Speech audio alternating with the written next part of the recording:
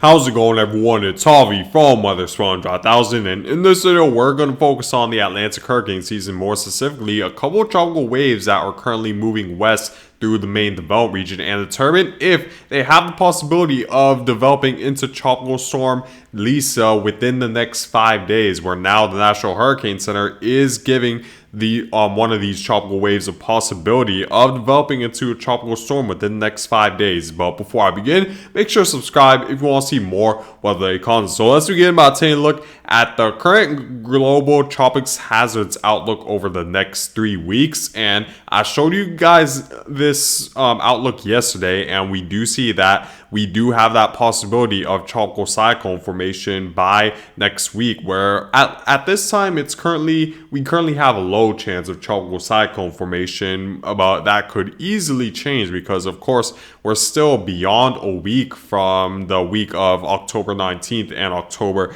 25th. So there's still a lot of time for the computer models to iron out the forecast to where potentially we could see the conditions become more favorable for tropical cyclone formation by next week, as that's certainly not out of the realm of possibilities, especially when we're talking about a forecast that's this long term, where we're talking about a forecast that's a week out. So still a lot of time to really iron out the forecast, but the fact that the global tropics hazards outlook is listing the fact that there is a possibility of tropical cyclone formation by next week is something to definitely be we're gonna have to pay close attention to over the next several days. But taking a look at the 5-day graphical tropical weather outlook, we've had an update compared to yesterday, where now National Hurricane Center is listing this disturbance as having the possibility of developing within the next 5 days, and it's currently a low chance, where we only have a low 10% chance that this develops over the next 48 hours and a low 20% chance that this develops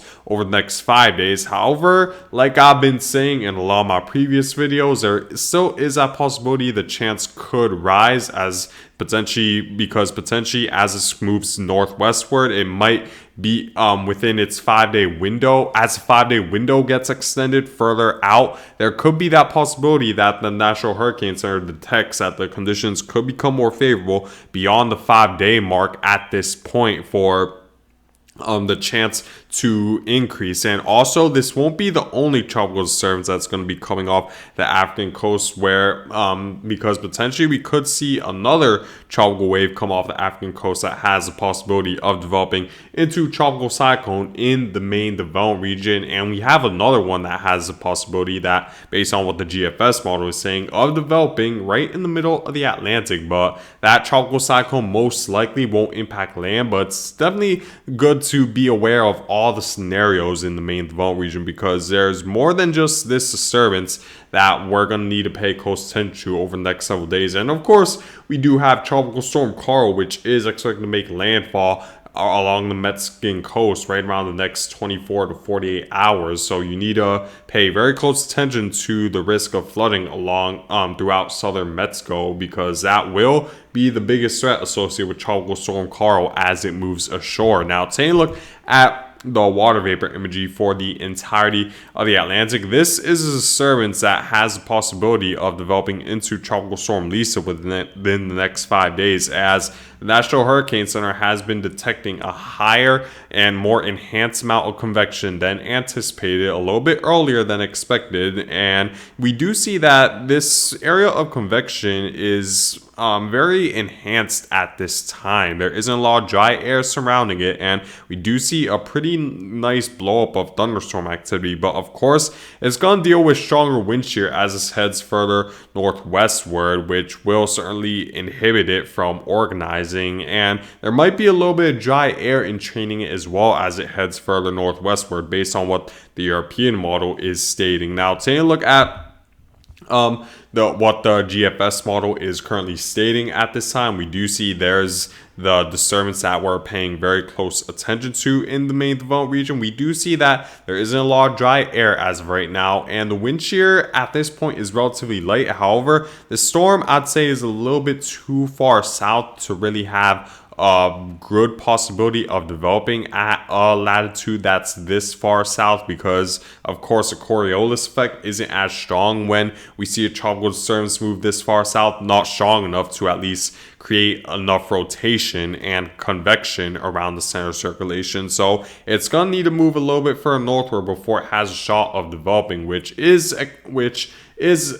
tropical disturbance is expected to do that as a result of a ridge that's building that's going to allow this to move further northwestward, and that's when we could have that possibility that tropical storm Lisa forms. Of course, over the next 5 days, the chance is currently low because we do see that eventually the dry air could entrain the northern side of this storm, which will certainly hurt the amount of convection it will have, because of course the stability will prevent a lot of that water vapor from rising up into the upper levels of the atmosphere. So that definitely will likely will inhibit the storm as it moves northwestward. And if I were to continue to move forward, another thing will be this disturbance that's going to be located in the just to the northwest of this potential tropical storm Lisa, because this will absorb all the energy away from this disturbance, and we could potentially see a tropical cyclone form out of this blob of moisture, as that's what the GFS model is implying at this time. The good news is that if this were to develop, this likely won't impact land at all, especially since we're in the month of October. That's simply when the westerly winds are the strongest and will steer this straight out to sea. Maybe it does bring some higher surf around Bermuda and maybe the small chance the United States if this does become strong enough, but overall it doesn't seem like it's going to be any impact to land if this does develop. We do see a GFS model wanting to strengthen this quite a bit to hurricane status, but wouldn't impact land, which is certainly good news. But it's important to keep in mind with this disturbance, because if this disturbance forms, and that will take the energy away from this disturbance for a tropical cyclone to form, which I'd say would be the better case scenario, because we don't want this tropical storm to form that's a little bit further southward. It might have a better opportunity to move further westward than, let's say, this tropical disturbance. So as of right now, the chance that tropical storm Lisa forms within the next 5 days is low. There is that possibility beyond the 5-day mark that this disturbance develops into tropical storm Lisa or potentially hurricane Lisa, but that still has yet to be seen. There's still a high amount of uncertainty, especially since the European model does not want to develop this disturbance that's a little bit further northward. If we were to take a look at the 12Z run of the European model, while the European model does expect moisture to move into the middle of the Atlantic, it doesn't expect a high amount of moisture for any sort of tropical storm to develop, which would certainly be the best case scenario. And the other possibility we could see tropical storm Lisa in, or potentially the tropical storm after that, will be this blob moisture that's going to come off the African coast, like I was discussing about yesterday. Let me show you guys what the GFS model is forecasting regarding that tropical wave. So if we were to take a look, there's going to be another blob moisture, and while the GFS model in its last run yesterday was bringing a more well-defined low pressure system moving into the main development region, in this scenario the GFS model is expecting this tropical wave to be weaker and not as organized, which is certainly good news. Hopefully that stays that way, but there's still a lot of days to iron out the forecast. As of right now, I'd say this tropical wave would be a little bit too far south to have the potential of developing into a tropical storm. And of course, the wind shear is definitely higher in the main development region at this point of the year, as we're entering the month, as we're pretty much right in the middle of the month of October, where the wind shear becomes very strong in the main development region, which is why most tropical cyclones during October develop right around the Caribbean and Gulf of Mexico. But it's certainly not out of the realm of possibilities to see a tropical cyclone form in the main development region. So as of right now, the chance is low. It seems like the dry air and the wind shear will be too much for these next few tropical waves to handle as they move through the main development region, which is certainly good news. Taking a look at the upper level wind map, we do see that there's a strong amount of wind shear that's going to continue to inhibit this tropical wave as it heads further northwestward, and potentially the tropical wave after that. We could see that possibility of tropical storm Lisa with this blob moisture that's a little bit further northward, but It won't impact any land, which is certainly good news, and hopefully these next few tropical waves don't really develop or bring any impact to land.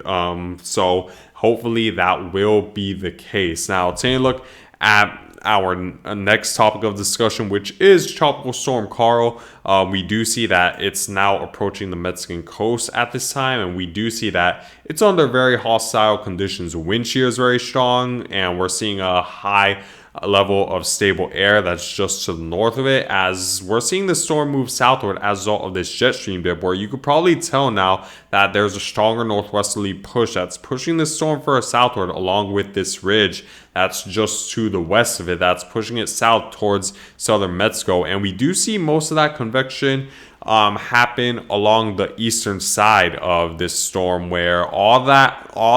the strong upper level winds are steering it towards the east, and all the thunderstorm activity towards the east. So likely if you're on the eastern side of the eye of Tropical Storm Carl, then you will likely experience the heaviest rain and likely the strongest winds as a result of the strong wind shear that's pushing a lot of that convection and moisture and energy towards the eastern half of this storm. Now, taking a look at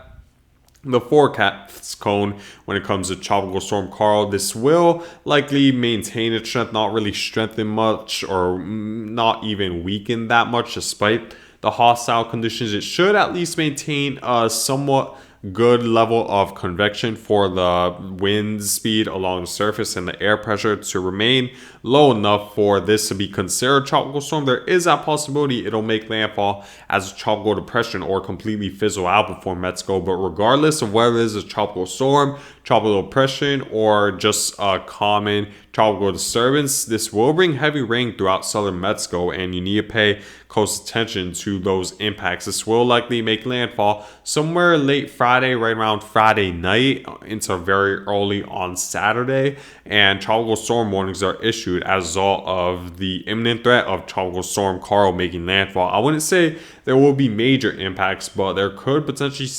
be a major flash flood threat associated with Tropical Storm Carl as it moves ashore. So don't underestimate this storm just because it's weak when it comes to wind speed, because it could still bring a heavy amount of rain at a very fast clip to cause potentially a major flash flood threat for some areas of Mexico. So make sure to pay close attention to that as this approaches Mexico within the next couple of hours. Now, taking a look at my forecast when it comes to the potential Tropical Storm Lisa and, of course, Tropical Storm Carl. So Tropical Storm Carl will make landfall likely as a weak tropical storm or tropical depression, but will still bring very heavy rainfall. And then there's that possibility of Tropical Storm Lisa developing over the next 5 days. However, the good news is that the chance is low, and that even if Tropical Storm Lisa does develop, it likely won't impact any land, which is certainly good news. But yeah, guys, I guess that's it for this video. I thank you guys for watching. Make sure to subscribe if you want to see more other content, and I hope you guys have a great day.